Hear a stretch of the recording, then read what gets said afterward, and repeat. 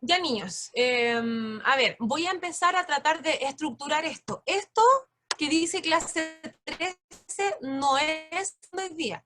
Hoy día corresponde a la clase 14. Pero yo como soy tan buena onda y pensé, yo dije, lo más probable es que nadie vio el video de la clase que yo envié, que era la clase 13. Acordémonos que la semana pasada, como yo tengo BTR y es súper mala la señal, no pude conectarme a internet y no pude hacer la clase en todos los cursos. Por lo tanto, ¿qué es lo que hice? Es que grabé mi clase y se las mandé por WhatsApp a todos los cursos. Bueno, que eran 2 cursos nomás. Pero ustedes no la vieron, por lo tanto, no puedo llegar y partir hoy día con la clase 14. ¿Ya?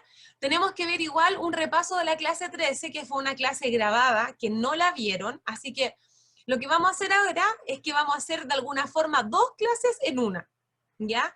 Pero no es por mi culpa, es porque ustedes no vieron el video que yo les mandé.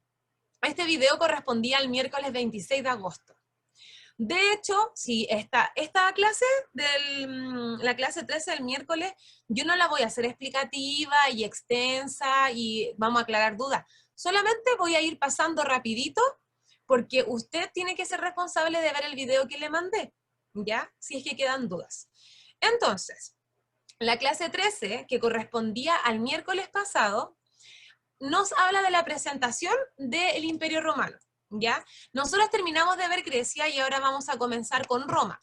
Roma es mucho más corto, es mucho más breve en cuanto a tiempo, y con esto terminamos la unidad 2 para pasar ya a nuestra unidad 3, que es Edad Media. ¿Bien?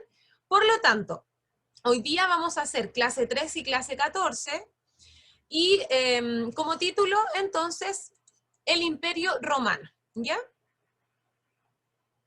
El Imperio Romano, y vamos a revisar brevemente, solamente una persona que me dé a conocer la tarea que hicimos. Hoy día es la clase 13, que corresponde al miércoles 26 de agosto.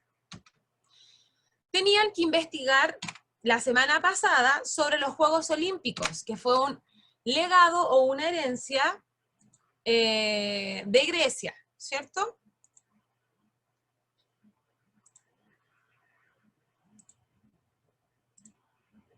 Denme un segundo que acá hay alguien que quiere entrar.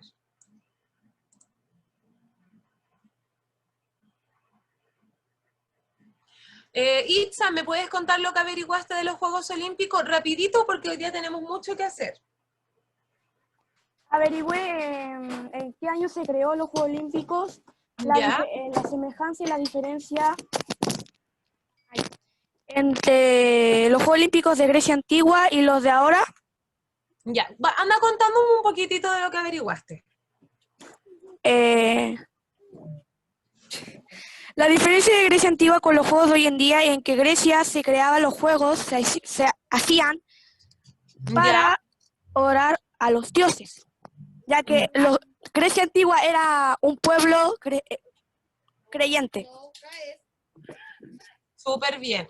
Itza, ¿y hoy en día los Juegos Olímpicos también se hacen para adorar a los dioses o tienen otro fin? Tienen otro fin como, por ejemplo, competencia entre países. Muy bien. ¿Y qué pasaba con las mujeres? ¿También participaban de los Juegos Olímpicos? No, no participaban. Bien. Solo participaban los puros hombres y los únicos que podían entrar eran clase alta, clase ¿Ya? media, creo, y los esclavos no podían. Ya. Chicos, ¿alguien me quiere decir? Lavero. ¿Te escuchas? Sí. Ah, que decía que yo había leído que las mujeres después tuvieron que crear sus propias olimpiadas. Ellas ni siquiera podían ver las olimpiadas donde jugaban los hombres. No Ya, podían entrar ni nada. para que vean, gracias Berito, para que vean que la figura de la mujer, nuevamente vuelvo a reiterar de que era segregada, o sea, ni siquiera era considerada, sino que era discriminada y separada, ¿ya?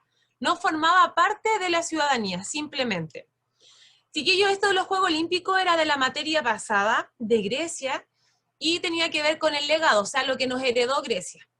A partir del día de hoy vamos a ver Roma, y a las personas que se vienen incorporando, les comento que ustedes debían ver el video de la clase pasada que yo les envié, pero no todos vieron.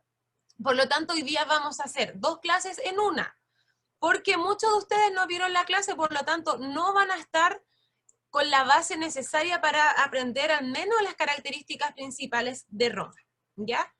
Entonces, lo que vamos a ver hoy día es que vamos a establecer las principales características de las etapas políticas de la antigua Roma, ¿ya? Solamente hoy día vamos a ver lo que es la política romana, que es lo más complejo. Entonces, título grande y bonito en su cuaderno, Roma o la antigua Roma, ¿ya? Voy a ir avanzando rápido porque esta clase no es la de hoy. Recordemos que yo estoy siendo súper consciente y le estoy ayudando a repasar una clase que no nos corresponde ver. Esto era de la semana pasada. Marco geográfico. La civilización romana, chiquillos, se ubicó específicamente en un sector al cual se le denomina el Mare Nostrum, que está en latín, ¿ya? ¿Qué corresponde al Mare Nostrum? Corresponde principalmente a tierras que están compuestas por 3 continentes y que las bañan aguas de Europa, de África y de Asia.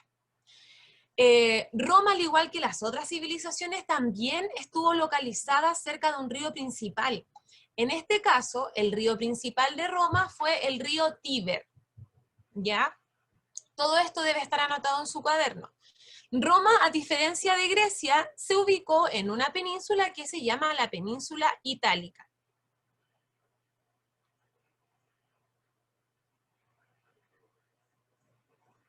A ver, vamos a hacer algo. No vamos a alcanzar, ya.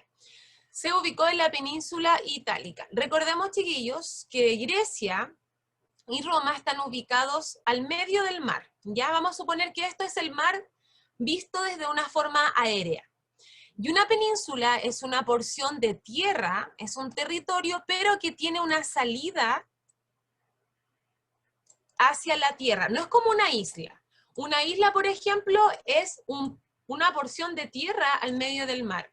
Sin embargo, una península es todo esto, pero tiene conexión terrestre. Yo puedo llegar caminando o a través de otro medio terrestre. Y específicamente Roma se ubicó en la península itálica, a las orillas del río Tíber. Los romanos sometieron a diferentes pueblos mediante pactos de distintos grados de autonomía. Su principal lengua, chiquillos, fue el latín, y el latín se le llama como la madre de todas las lenguas. El latín es donde se inician todos los otros idiomas. Ellos también practicaron algo que se les llama la romanización.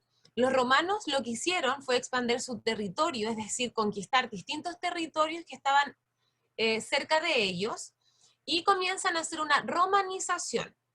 Comienzan a expandir y también a masificar lo que era su cultura, sus creencias, sus tradiciones, entre otros. Vamos a avanzar rapidito, no se preocupen que les voy a mandar los PPT, vayan colocando los títulos y espacio. Título y espacio, ¿ya? Acá podemos ver entonces un mapa en donde se ve que está la península itálica, que está acá todo lo que es, que está rodeado de mares, por ejemplo, y hay otros lugares vecinos como Mesopotamia, aquí como Creta, etcétera. Sicilia, ¿ya?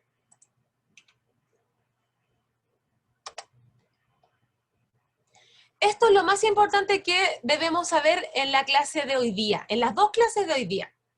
Es una línea de tiempo chiquitita, cortita, y que está dividida en 3 etapas, ¿ya? Roma fue una civilización que existió hace muchísimos años antes de Cristo. Dice que comienza alrededor del 800 antes de Cristo y termina por ahí por el 476 después de Cristo. Hoy día, ¿de qué vamos a hablar de Roma? Vamos a hablar de la política.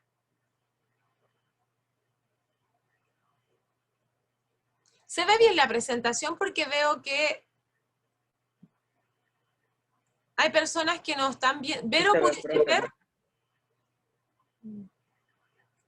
¿Se ve bien el PPT? Sí se ve. Yo estoy viendo etapas de la historia de Roma. ¿Y por qué la Vero no lo ve? Vero, reinicia. O puede salir de la aplicación y entra, ¿ya? Entonces, hoy día vamos a ver las etapas de la historia de Roma. ¿Ya? Roma fue una civilización que duró mucho tiempo. Y esta civilización se dividió en 3 etapas. Número 1 se llamó la monarquía, número 2 la república y número 3 el imperio. ¿Está bien? Nos vemos.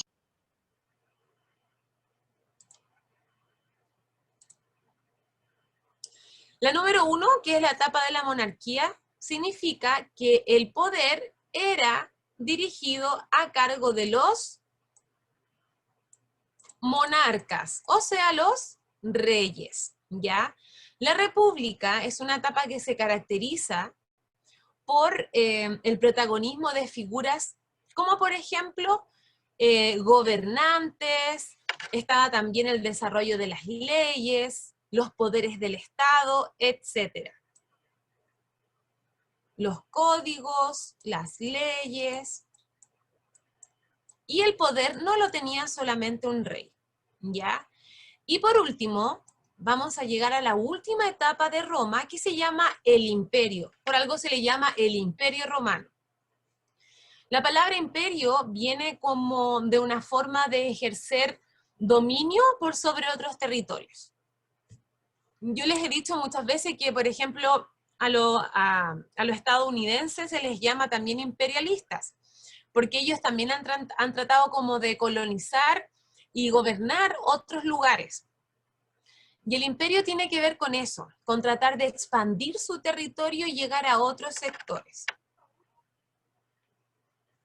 ¿Ya? Entonces, Roma pasa por 3 etapas: monarquía, república y por último el imperio.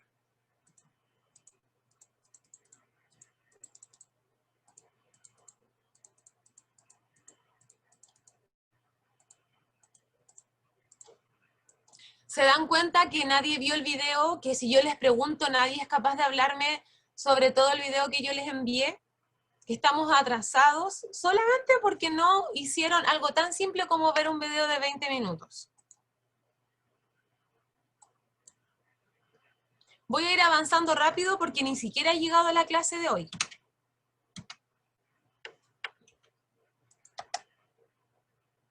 Ya, Roma también tiene una fundación mitológica y se dice que se fundó sobre las llamadas 7 colinas. La fundación mitológica tiene que ver con un mito que habla que unos hermanos gemelos fueron abandonados, que se llaman Rómulo y Remo, y estos hermanos que fueron abandonados por conflictos políticos de sus familiares, fueron encontrados por una loba, que es la loba ruperna o capitolina, a veces también se le llama, y esta loba los amamantó y los crió como sus verdaderos hijos. Y de ahí viene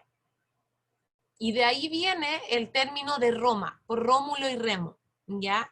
Pero ese es un origen mitológico, no se sabe si es cierto o no se sabe si es fantástico. Ya, la primera etapa que dijimos se llamaba, me adelanté.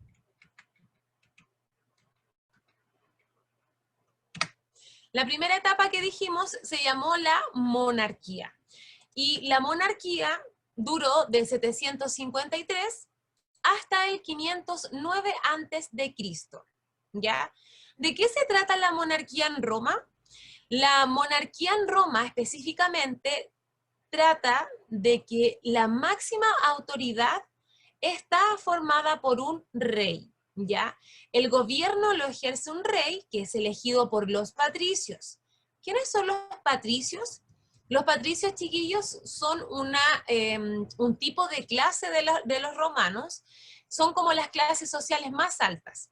Cuando nosotros hablemos de los patricios, no es un nombre de una persona, sino que es como la clase adinerada y son las familias más importantes de la ciudad de Roma, ¿ya? Entonces, el gobierno lo ejercía un rey y solamente los que tenían derecho a votar y a elegir eran los patricios. En la monarquía hubieron 7 reyes a cargo de Roma. 7 reyes a cargo de Roma. O sea, entre el 700 y el 500 pasaron 7 reyes en su mandato.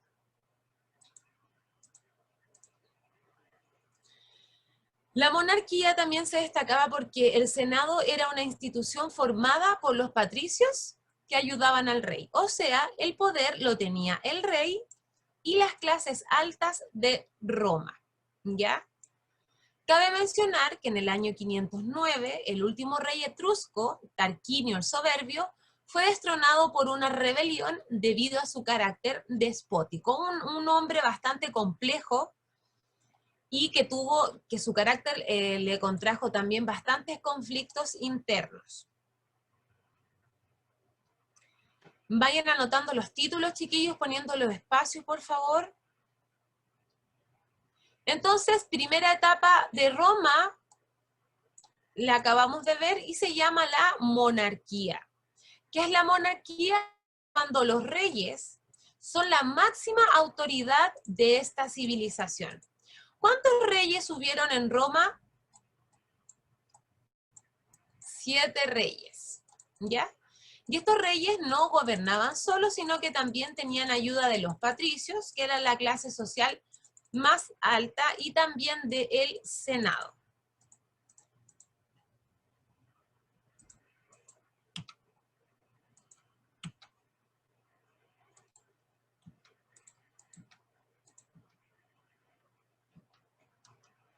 Segunda etapa política de Roma se llama la República, y la República surge en el 509 aproximadamente hasta el 27 a.C.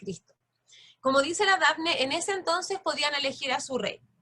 Los reyes en esa época sí se podían elegir, pero la única diferencia que era bastante discriminador, porque los reyes solamente los elegían las clases sociales altas.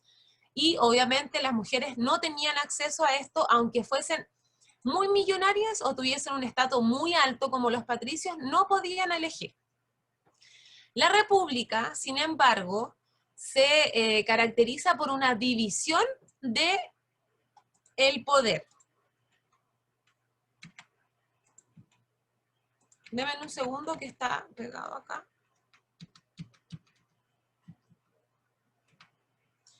La República estaba compuesta por distintos grupos políticos. Por ejemplo, dentro de la República estaban los llamados comicios, que son asambleas de los ciudadanos. ¿Qué es una asamblea? En el fondo es como que se juntan en un congreso, se unen y se juntan a votar, a discutir leyes, a ver, por ejemplo, qué le conviene a la ciudadanía, qué clases son más beneficiadas, etc. Luego estaban los llamados magistrados, que eran cargos del gobierno, en donde ellos estaban encargados de ejecutar las leyes, y su cargo solamente duraba alrededor de 1 año, ¿ya? Los más importantes eran los cónsules, que dirigían el gobierno y el ejército. Luego venía el Senado, que elaboraba leyes, dirigía la política exterior y controlaba a los magistrados. Patricios y plebeyos son las clases altas, ¿ya? Se enfrentaron en el siglo V por los derechos políticos. Dice Itza, profe, si en la época antes de Cristo el número va del 243 al 56, sí, muy bien Itza. Cuando es antes de Cristo va de atrás hacia adelante, y cuando es después de Cristo es que va de adelante hasta atrás. Va en número descendente. Por ejemplo, cuando es antes de Cristo es 250, 249, 248 hasta llegar al 0 cuando nace Cristo, y una vez que nace Cristo se comienza a contar el tiempo del 0 hasta el 2020, que es hoy día. 0, 1, 2, 3, 4, 5, 6, todo eso es después de Cristo. Cuando es antes de Cristo es de atrás para adelante, ¿ya? 540, 539, 38, 37, 36, 35, 34, así. Ya regresivo, y acaba en ascenso. Miren, les voy a decir algo, a mí me carga hacer las clases de esta forma. Me carga, por ejemplo, tener que estar leyendo un PPT y no poder sentarme a explicar y hablar bien sobre lo que corresponde. Esto es irresponsabilidad de ustedes. Debían ver el video que yo les mandé de la clase. ¿Quién vio el video? ¿Alguien me puede decir quién vio el video que le mandé? Y no me digan que se le echó a perder, que esto, otro, porque tuvieron 7 días.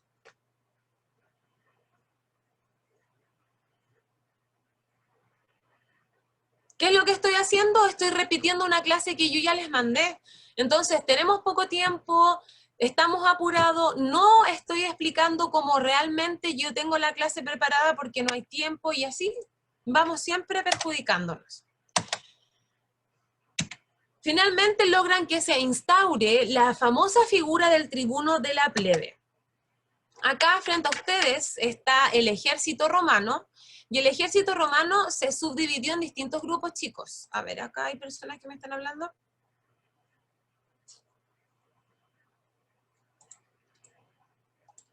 Teníamos a los centuriones, a los legionarios, a los cónsules, a los legados, tribunos, y este ejército, cada uno tenía sus propias características y misiones que cumplir, ¿ya?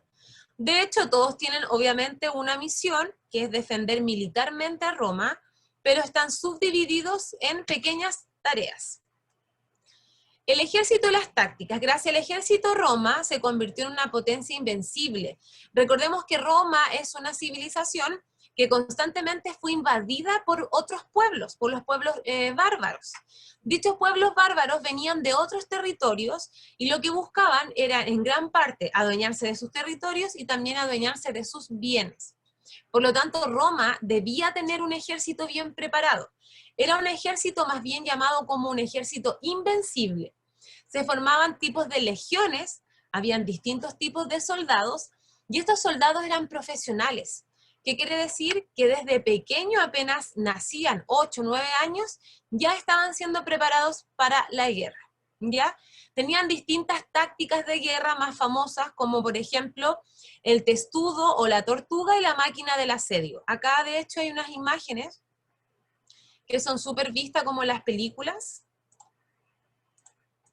Acá, que es lo típico que como que se cubren con su escudo, y hay como una forma de protección, como un rectángulo, un cubo, algo como 3D. De hecho, como el Javi está contando, en la película Troya aparece, en la película El Gladiador, Pompeya, les dije, empiecen a buscar preguntas y empiecen a averiguar. Sí, pues Cristóbal Iturria, la película Gladiador, yo la vi cuando tenía la edad de ustedes, que fue creo apenas que salió. Y me gusta porque ahí aparece un actor que es uno de mis favoritos, que es Joaquín Phoenix. Y es muy buena porque habla, por ejemplo, de la figura de los esclavos, que los mandaban a pelear, que estaban en los coliseos y eran una especie como de show que hacían peleando con las armas. Pompeya también aparece.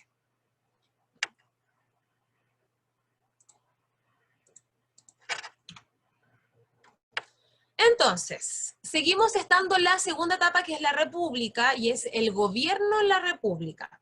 Está el Senado, que es igual que acá, fíjense. Fíjense en esta parte del Senado. El Senado, si ustedes se pueden dar cuenta, está en una especie de congreso, ¿ya? Pero están sentados de distintas formas. Acá, por ejemplo, acá al medio, hablando, están las autoridades más importantes del Senado, que son llamados los cónsules. Fíjense, acá hay un cónsul, se visten como con esta sábana blanca, como doblada acá en el hombro, y son quienes dirigen este Senado, ¿ya? Luego vamos a encontrar, por ejemplo, a los cuestores, a los ediles, pretor y censor, que son distintos integrantes que trabajan en el Senado, pero que van de una categoría más alta al cuestor, que es una autoridad más pequeña, ¿ya? O sea, no tiene tanta relevancia, por ejemplo, como un cónsul. Así se componía entonces un gobierno en la etapa de la República. En las próximas clases vamos a ver fragmentos de películas, de videos, para que se vayan acercando. Hoy día solamente estamos viendo lo que es la política.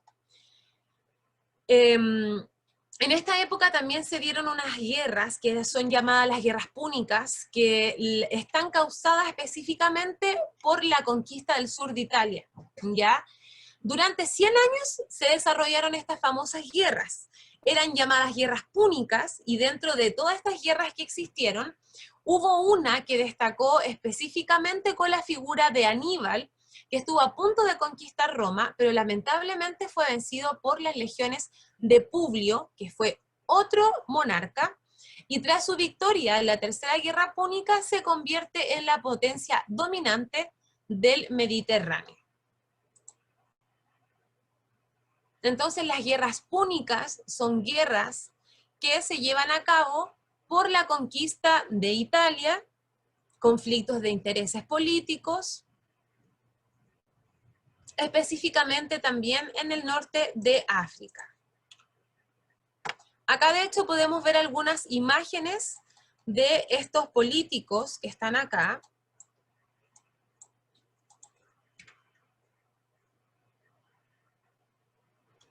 Acá está Aníbal, y acá al ladito vemos a Publio Escipión. Ya, estos son bustos, son representaciones de esculturas. Y acá abajito podemos ver una imagen que representa cómo eran las guerras púnicas, que utilizaban mucho a los animales y las armaduras para poder enfrentarse. Por último, la república, chiquillos, cayó en crisis, o sea, la monarquía se desarrolló durante harto tiempo, luego termina, viene la república, y la república también desaparece. Cae en crisis esta organización política, y dice que alrededor del siglo I a.C. comenzó un periodo de corrupción y enfrentamientos civiles que culminaron con la rebelión de los esclavos dirigida por Espartaco. Espartaco es un líder también en todo lo que tiene que ver el gobierno y las políticas romanas. Luego dice que los militares se hicieron con el poder creando triunviratos, el que formó Julio César por un lado, luego está Craso y Pompeyo. Acabaron entonces en una guerra civil de la que salió como vencedor el dictador autoritario Julio César. Y finalmente, tras su muerte, se formó un segundo triunvirato con Marco Antonio, Lépido y Octavo. ¿Por qué triunvirato? Porque son 3 personas que toman el poder, ¿ya? En este caso, las personas que están en negritas.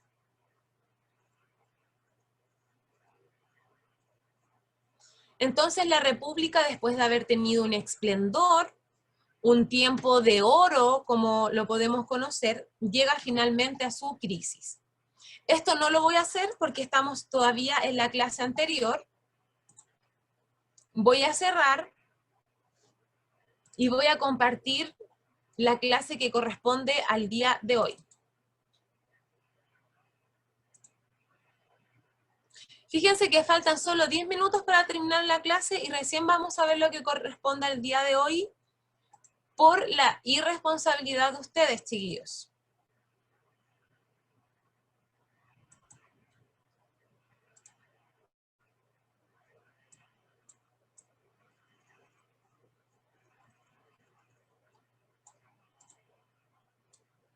Entonces, la clase que corresponde hoy día, que es martes 1 de septiembre, es la clase 14.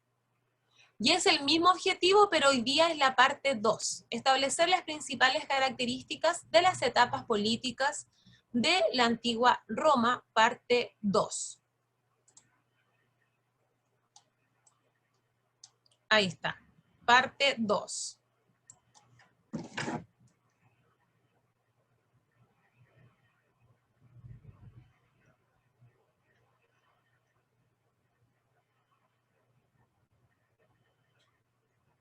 Pudo entrar al final la Bianca, qué bueno.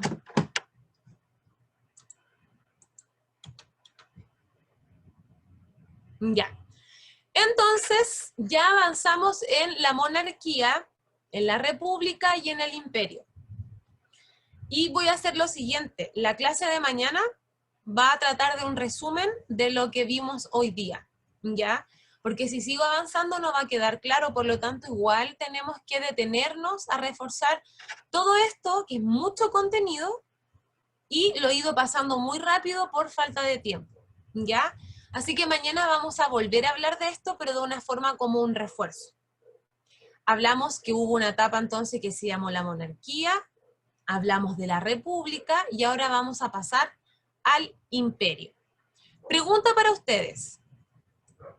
¿De qué trata o de qué habla un sistema monárquico, por ejemplo?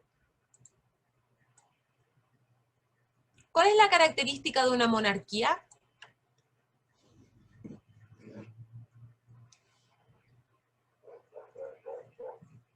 De todas las personas que están acá, no va a responder nadie. Ya, la Daniela coloca rey. Ya. ¿Sí? ¿Eso lo mandan los reyes? Ya, bien. La monarquía está desarrollada por la figura máxima que son los reyes. ¿Cuántos reyes hubieron en la época de la monarquía romana? 7. Bien, Itza y la Dani estaban atentas. ¿Y la Verónica? 7. Bien, 7 reyes pasaron por la monarquía de Roma. Siguiente pregunta, aparte de los reyes, ¿quién más ayudaba a los reyes a tomar decisiones? Una clase social que se llamaba los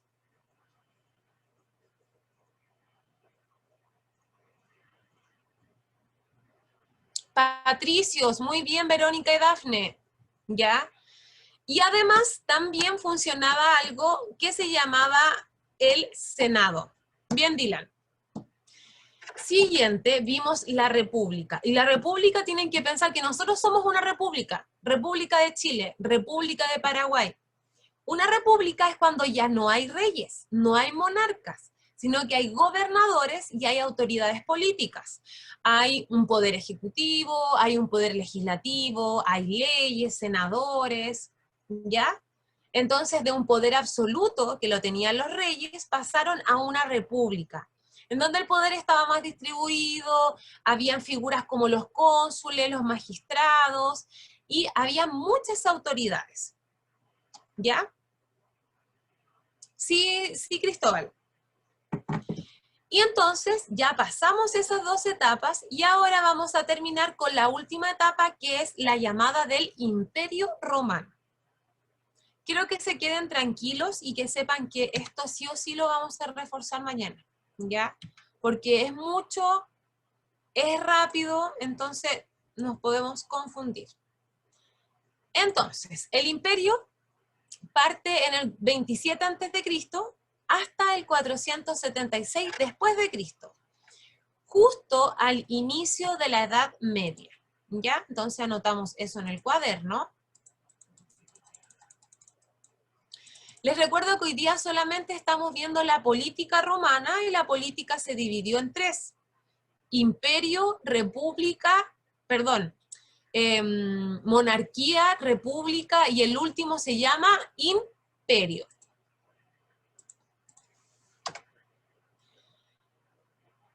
Es algo lógico. ¿Quién es la figura máxima de un imperio? ¿Cómo se llama?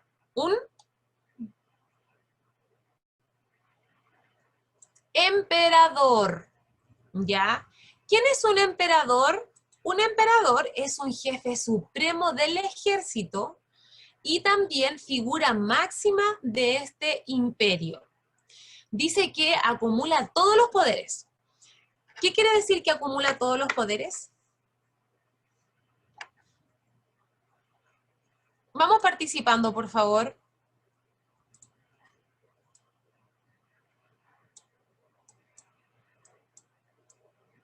¿Que se hace cargo de la clase alta, clase media y la clase baja? No tan así.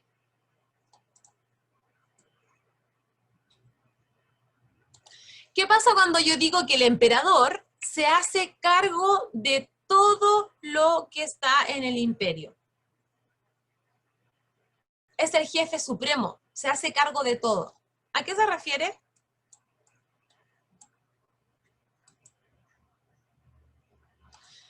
Ya.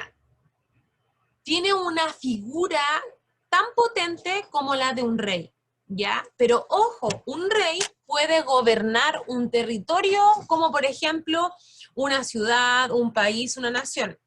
El emperador estaba a cargo de toda esta civilización, de todas las ciudades, de todos los pueblos, de todo. Y él de alguna forma era todos los poderes en uno. Él era juez, él dictaba las leyes, él decidía los pagos que tenían que hacer las personas, los impuestos, nombraba también otros cargos políticos y era el jefe supremo del ejército. O sea, el emperador era toda la autoridad del imperio. Así de simple.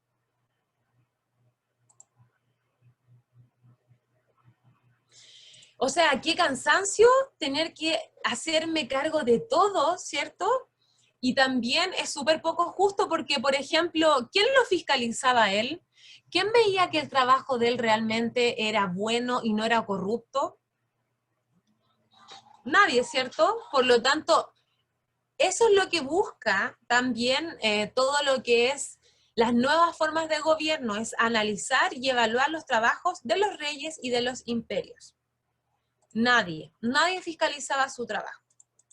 Entonces, una vez que sabemos que un imperio, por algo se llama imperio, porque es dirigido por un emperador, que es quien tiene el poder máximo de todo esto, y es toda la autoridad, vamos a avanzar con lo siguiente.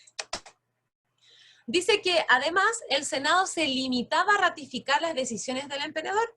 O sea, el senador también, los senados, perdón, también perdían protagonismo y también perdían parte de su trabajo. Dice que durante el siglo I y el siglo II, Roma consiguió su máximo esplendor y expansión con la figura de dos emperadores importantes. Los más importantes son Octavio Augusto y Trajano. Después viene Adriano y Marco Aurelio, que son emperadores posteriores. Ojo, los emperadores nombraban a su sucesor. O sea, ellos elegían quién venía en el gobierno. Y acá tenemos algunas fotitos de estos caballeros, que eran las máximas autoridades y tenían a cargo todo su poderío del imperio, ¿ya? Por ejemplo, Calígula, que acá esta es una escultura, un busto de Calígula. A Calígula se le llamó el Magnus Calígula, que era el mágico, el magno, el gran Calígula. Se dice que ese emperador era súper sanguinario, era muy violento y era como malo, ¿ya? Él hacía sufrir mucho, sobre todo a los esclavos y a las clases sociales más bajas. Fíjense ustedes que si bien estas no son fotos, son esculturas, todas transmiten bastantes ideas. Ya el arte sabemos que transmite emoción y también nos comunica distintos conocimientos. Tiberio, por ejemplo, es un hombre que está como serio, tiene una mirada bastante fija y transmite, por supuesto, que seriedad y autoridad. Octavo Augusto, por ejemplo, Augusto, aparece como con un bebé colgando, aparece con la mano como de autoridad así en grande, y para que ustedes sepan, el mes de agosto, ellos le otorgan este mes en honor a Octavio Augusto, el mes de agosto, ¿ya? Y gran parte de los meses y otros nombres tienen una historia tras estas civilizaciones. En Roma se le da el nombre de agosto al octavo mes del año en honor a este emperador. Aquí está Nerón, que aparece con una especie como de tigre. Claudio, que también aparece como con un arma, con este manto. Y todos tienen una apariencia y una expresión bastante dura y bastante seria.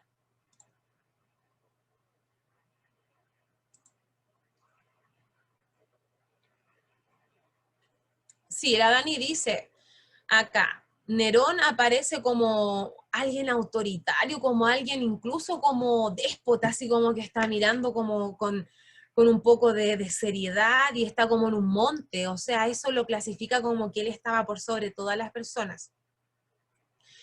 Julio César sí fue importante, pero no lo vamos a ver ahora porque viene un poquitito después, ¿ya? Ahí lo vamos a estudiar, pero es una de las figuras más importantes.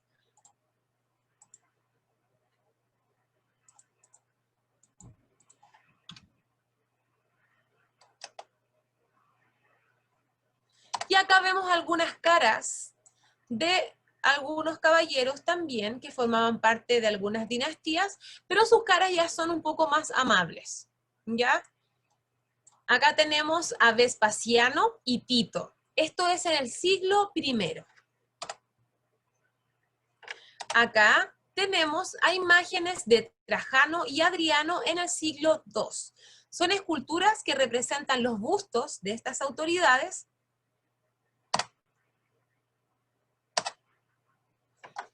Tenemos acá a Marco Aurelio y a Cómodo en el siglo II.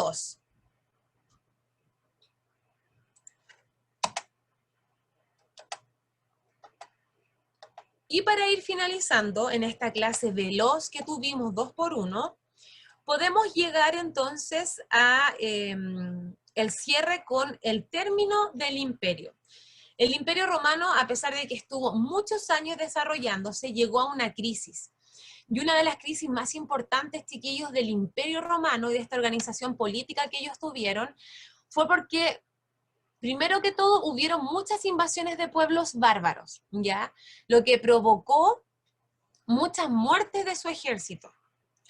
La crisis del Imperio Romano ocurre alrededor en el siglo III, por ahí por el año 200 al 300, ¿y qué es lo que pasa? Que las fronteras, por ejemplo, de Roma tenían que cuidarla tanto para que no ingresaran pueblos de otros lugares, que gran parte de su ejército ya estaba exhausto. Y además hay una gran crisis demográfica. Mueren muchas personas en Roma, por lo tanto la población de ser 100 se reduce a 20.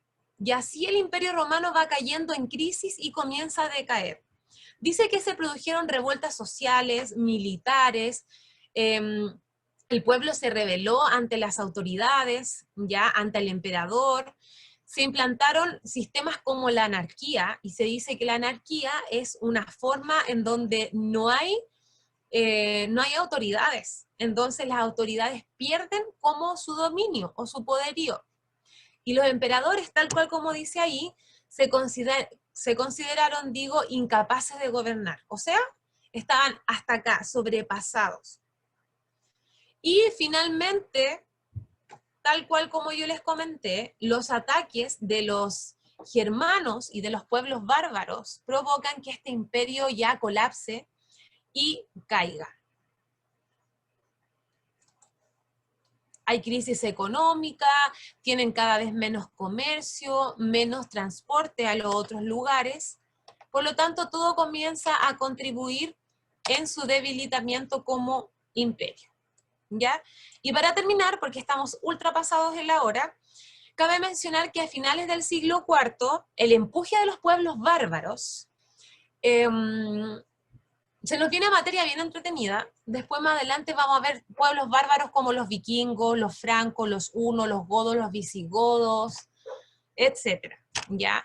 Uno de los pueblos más crudos, chiquillos, que invadió Roma, se llamaban los hunos. Y los hunos estaban dirigidos por uno de sus emperadores que se llamaba Atila, el rey de los hunos.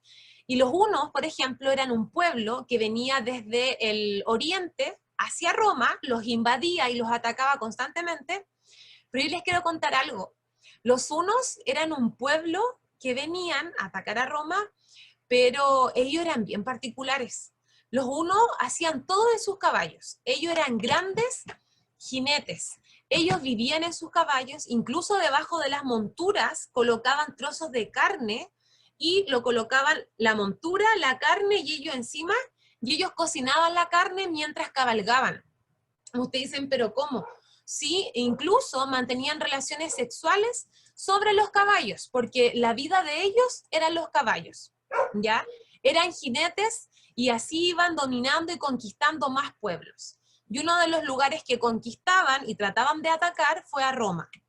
¿Cómo se llamaban estos tipos? Se llamaban los hunos. Acá está, chiquillos, ellos. es un pueblo bárbaro que se llaman los hunos y atacan entonces a Roma, ¿ya? Bueno, eso es un adelanto de lo que se nos viene más adelante. Dice, en Occidente los emperadores eran muy débiles y no pudieron evitar que por ahí, por el año 476, Odoacro, que era el rey de los érulos, derrocaran al último emperador de Roma, que fue Rómulo Augustulo. ¿Ya? Todos tienen, de hecho, nombres parecidos. Así que cabe mencionar entonces que uno de los factores que hace que Roma caiga en crisis es esta famosa invasión de los pueblos bárbaros.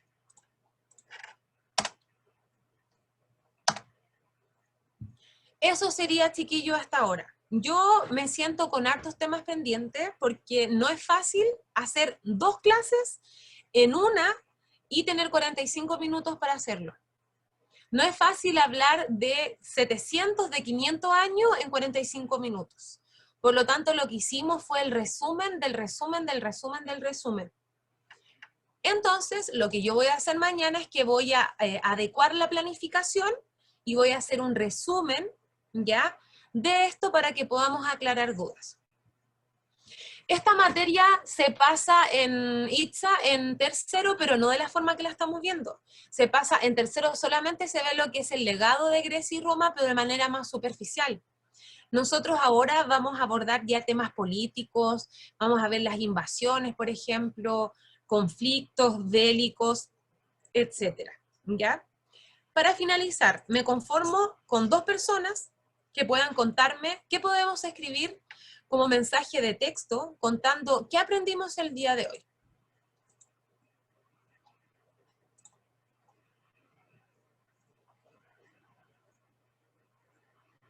Ya, hablamos de la ubicación de Roma, que no es la misma ubicación de Grecia, ¿ya? Hablamos también de que Grecia, por ejemplo, existen antes que los romanos, y se dice que los romanos como que son una copia de Grecia. Hablamos también, muy bien Dafne, que existió una clase social que se llamaban los patricios. Ahora ya sabemos de dónde viene el nombre patricio. Hablamos también que excelente en la política de Roma,